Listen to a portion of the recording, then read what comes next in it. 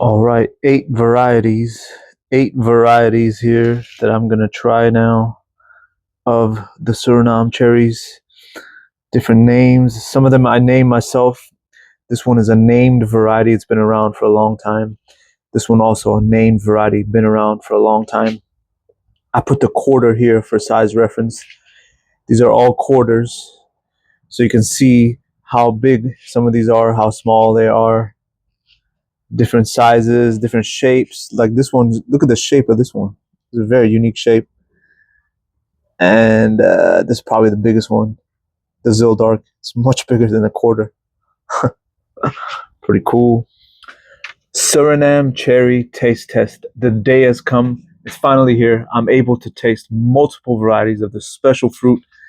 This is one of the most criminally underrated fruits I can think of. I don't know why, but it's just not well recognized or well appreciated. But I appreciate it, and I'll eat as many of them as I can, and I will hype this fruit as much as I can. I will shout from the rooftops. People need to know about this fruit. All right, it has a terrible reputation because as the first varieties were sent over from South America, where this is native from. The Suriname cherry is native to South America. And down in South America, it's called the pitanga, and the Latin name is Eugenia uniflora. All right. So the first varieties that got sent over to the North America, to the United States, they had this terrible taste to them. They had a terrible gasoline, funky flavor aftertaste to them, and then their reputation stuck. And it's so unfortunate because over time, people started to make selections. They started to make selections. They started to find superior varieties, and some of these superior varieties that have been chosen over time have every bit of complexity, every bit of richness, every bit of intensity, every bit of range of flavors as the top tier mangoes, the top tier stone fruits, the top tier citrus, etc., etc. This fruit is in that class, in that category. All right. A lot of them I've tried. Yes, they do taste terrible. I've tried a lot of them that just taste bad. They do have that funky gasoline aftertaste, but it's so common. This fruit is so common, especially in the tropics, in Florida, in tropics and subtropics, parts of Florida, other parts of the subtropics. It's common there. It's grown as a hedge. People overlook it. It's used as a hedge, as a driveway. People plant it in parking lots and these kind of things. And a lot of those fruits suck. But over time, people start to make selections, and the selections are superb in every single way. All right, I'm excited to share some with you. Some of the varieties I'm going to taste now are fruit for the first time. They're seedlings that are fruit for the first time. So you're going to see me try this fruit for the very first time. I haven't from the tree, from the tree that is fruit for the very first time. So I'm excited to share with you, and I'm glad they're all able to ripen at the same time. This tree checks off all the boxes for us growers out here in Southern California, Zone 10. It checks every single box of everything that you would want in a fruit tree. It's perfect in a landscape, beautiful landscape tree. It can be trained as a hedge. It can be trained as a tree. It can be trained as a bush. Multiple crops a year. Multiple crops. Imagine that. There's a spring crop, then there's like a late summer crop. This is like the spring crop for us. This is June. It's about to be summer, but this is considered the spring crop. It's still technically spring, but the summer is around the corner. And then there's a late summer crop, multiple crops. And then as your tree gets established, and grows more, there's even a third wave of crop. This is a mega producer, drought tolerant. It could take a lot of drought. Cold tolerant. It could take cold below freezing for a limited period of time. Everything you could want in a fruit tree, a tough tree. Once it's established, you don't even have to water it. Perfectly adapted for Southern California and other parts of other Mediterranean climates and subtropical climates. I could go on and on and on about this tree, and I will I will go on and on. All right, but let's get to the taste test. This is a blind taste test. Let me show you the varieties that we got here. First one is a variety I got from Florida, a grower in Florida, a grower that I know and trust. He sent me this one. This is his favorite. He grows several of them, and this is his favorite. Also, I'll call it Mike's favorite. Shout out to Mike. Thank you for this. Mike's favorite. This is a Zildark seedling, a seedling of the legendary the legendary Zill Dark Suriname cherry. And that's what that looks like. All right. This one came from a grower. I got the grower, a well reputable grower in San Diego, from San Diego, a pioneer in the game. And this is one of the varieties he chose. This is one of his that he went to Brazil and got this one. This fruit is popular in Brazil, and that's one. He didn't have a name, so I named it Flamengo, after the team, the popular team in Rio de Janeiro. All right, and this is another one I got from the same grower in San Diego. He went to Brazil and brought a few varieties back. This is one of them he brought back. I'll call this one. I call this one Rio Smooth. Rio Smooth. All right. This is another seedling of the Zill Dark, one of the top varieties in Florida, named and chosen by on the land of the same family, the Zill family, who came up with all those fantastic mango varieties that are so popular nowadays. This one is called Grape Escape. I brought this over from when I went to Florida. I visited a nursery. The guy said this is one of his favorites. He grew many of them on his land, and this was his favorite. Florida grows this a lot. This is such a popular thing in Florida. But people in Florida, I don't think they have so much appreciation for it because when they were young, they tried one of those gasoline flavored ones that just didn't have a good flavor. But the newer selections, again, are great. This one is called Vermilion, the Vermilion Suriname cherry. I don't know where this one's from, but this was a selection. This has been around for years. It's been around for a long time. The Vermilion Suriname cherry. I don't know its origins though. I don't know where it's come from. And then last but not least, guys, the heavy hitter, the granddaddy, the Zill Dark. The Zill Dark Suriname cherry, okay? That's right, named after the same family, the Zill family. They chose this one on their land. They were bulldozing their land to sell to real estate, developers. They had a lot of land out there in Florida. They were bulldozing the land to sell to real estate developers. They were about to cut this tree down forever, and it was about to be gone forever. One man saved it. That man's name is Harmadeem. Shout out to Harmadeem. Thank you for saving this because this fruit is special. This is like I can go on and on about just this variety, the Zill Dark Suriname cherry. Shout out to the Zill family too for saving this, man. I'm so happy you just saved it and it didn't get bulldozed. And I'm happy to get scions from that tree. All right. Let's start the taste test. This is a blind taste test. The camera woman is gonna hand me the fruit. I'm gonna close my eyes because I'm not even gonna look at it. Because if I look at these, they have such a different range of shapes and sizes. I'll be able to immediately identify which is which. All right. So I'm gonna close my eyes. And in the last taste test video I did, one of the viewers recommended I eat green apples in between to truly cleanse my palate. So I got these Granny Smith apples, and I'm gonna eat them, and I'm gonna cleanse my palate in between tasting some of these guys. All right, let's get started with the taste test. Let's go. Ready? Okay, here we go. The first one. First variety. Here we go.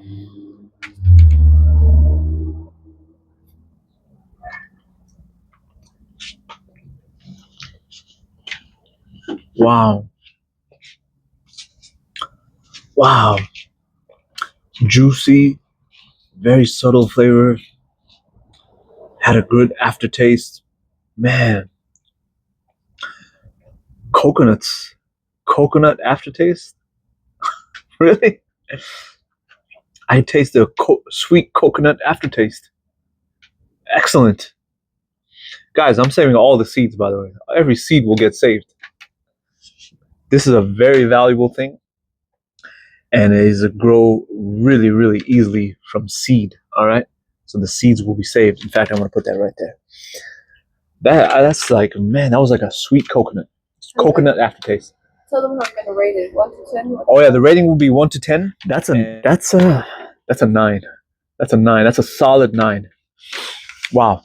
No gasoline aftertaste. No funky flavors that you usually get from these things. That fruit had none of that. All right, next one.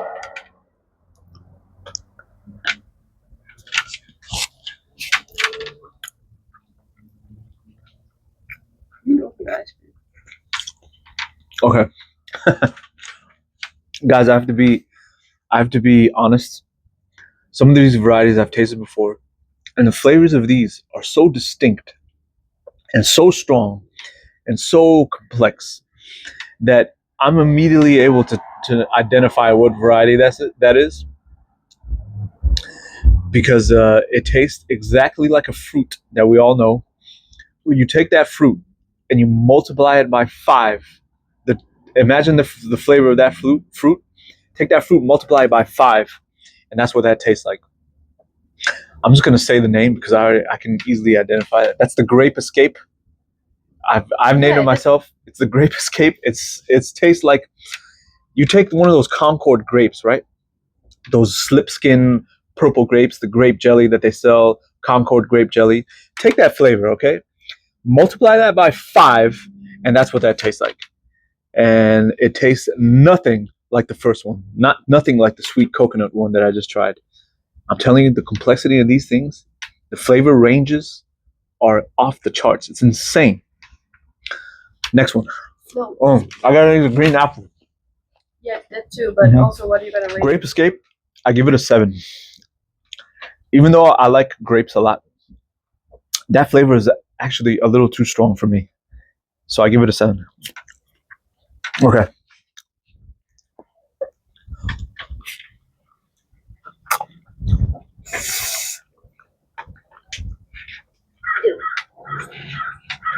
What happened to Phil? It got very.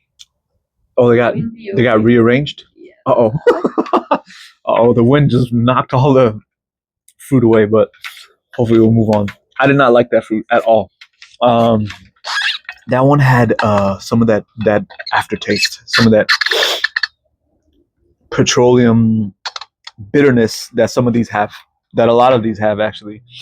If you find seedlings out in the wild, random ones growing, some of them have this kind of aftertaste that people associate with this fruit, and that's why this fruit has a bad reputation.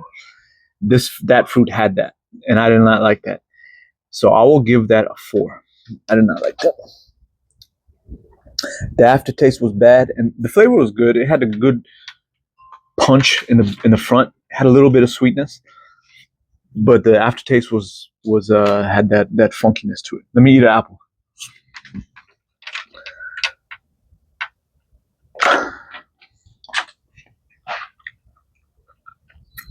Mm. Mm. Mm. This one, I'm not a fan of either. Little bit of sweetness, kind of bland actually. Not a lot of flavor. Aftertaste is fine. It doesn't have the funk or the gasolineness to it. It doesn't have it. But the flavor is just not there for me.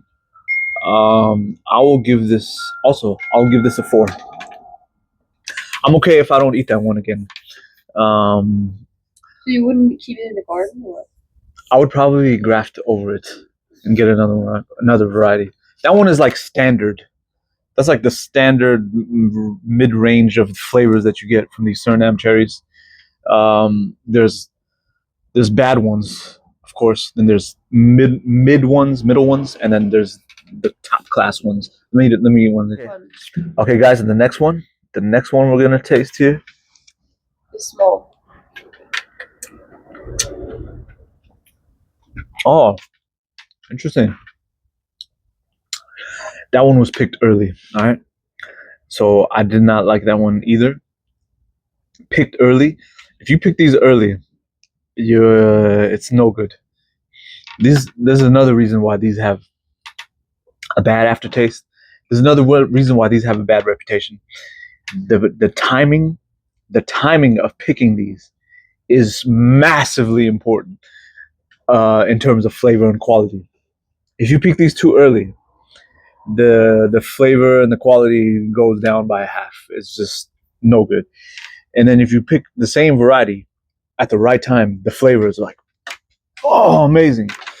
So you have to know the subtle little clues of when to pick these and when to pick them right to get the full maximum flavor. Okay, it's super important. Is the timing.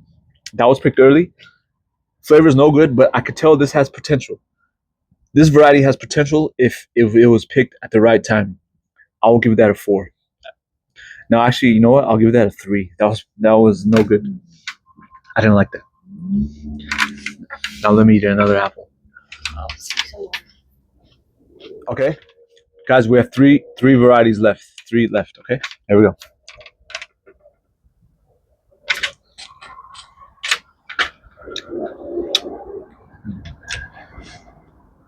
Mmm.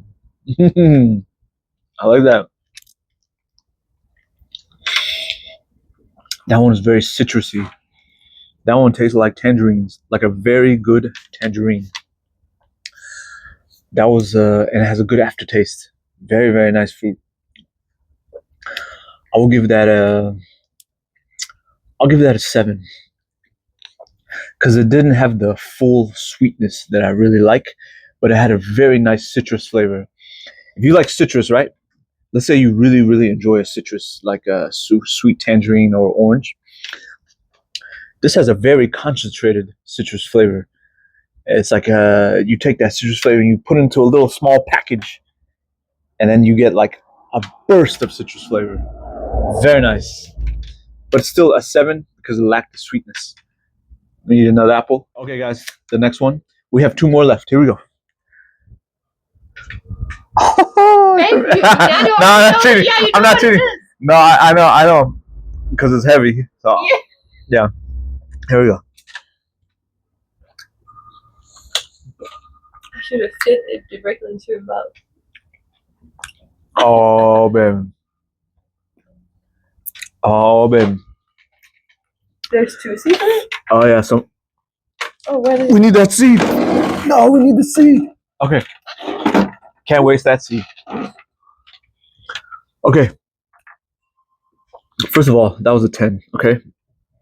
That is like, I can't even describe the flavor. It's like, take a lot of the berries, put them all together, add a little bit of tangerine, combine that two, you get the tangy acid part of the tangerine with a burst of sweetness from all the berry flavors, combine into one with a beautiful, beautiful aftertaste. That is a strong 10. And it's one of those fruits, one of these, if as soon as I eat one, I immediately want another one. It's that kind of fruit. This is like the potato chips of the fruit world. I can't eat just one of those. Now that I had one, I'm gonna eat another one as soon as I can because it's something that, like, man, a 10, strong 10. The last one. Here we go. All right, here we go. Oh, ho, ho, ho.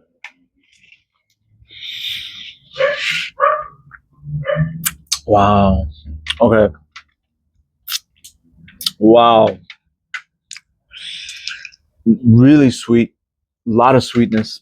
A lot of acid balance. Nice acid to sweet balance. No aftertaste. No funk. No, none of that. None of that stuff. Really good, man. Really juicy. Another one that if I eat it now, I want another one immediately. That has an aftertaste of again citrus, like a very sweet citrus. Imagine like a tangerine, the sweetest possible tangerine, and then with a very smooth aftertaste. You don't get the acid aftertaste. You just get it. Just left a very pleasant flavor left in your mouth after you eat that thing. That is a 9.5. I'll give it that 9.5. Okay, that was the last one. So That's the last the one. score goes from 3 to 10. 3 to 10. Can But I? you don't Can I have see? that many in the middle. No. Yeah. No, Okay. it's like in the low range Wait a and in minute. the high range. Oh. Okay. Guys. Did some of them surprise you the way you rated it? No. Wait. Let's see. A little bit. Okay, guys. Here's the rankings. Of course, the 10. Well, the lowest score was from the Zildark seedlings. The 2 Zildark seedlings got a 3 and a 4. Those were picked early, guys, and they fruited for the first time. What is this? The dark, the still dark. Seedling? Yeah, the one you picked early. Yeah, picked a little early. You got to know when to pick these right. Like I said, if you pick them early, flavor's bad. If you have to pick them at the right time, flavor's great. Those 2 Zildark seedlings fruited for the first time, and I tasted that fruit for the first time. The first time you eat a fruit from a tree, that is not the indicator. That is not the indicator of the true potential, the true flavor of a fruit. For the very first time, you got to let that tree fruit next year, the year after. I say by year 3 or 4 of when a tree starts to make fruit, the 3rd year or the 4th year is the true indicator of the true flavor of the fruit. The first year fruit, it could be okay. It's not the true indicator of what a fruit tree tastes like. I'm gonna give those seedlings a chance to develop their full flavor. So next year I'll try them, and then the year after, if the flavor doesn't improve, then I have something I can graft over. I can graft a new variety on top of these seedlings. Okay. So the Zildark seedlings got 3 and a 4. The Rio Smooth from San Diego, the San Diego grower, that got a 4 too. Yeah, this is one. The Rio Smooth got a 4. I didn't like the flavor of this one. I'll probably graft another variety to it. Okay. Let's see. The Grape Escape got a 7. Grape Escape. If you like grapes, it's this is the one for you, man. It's such a grapey flavor. This is the grapiest grape. All right.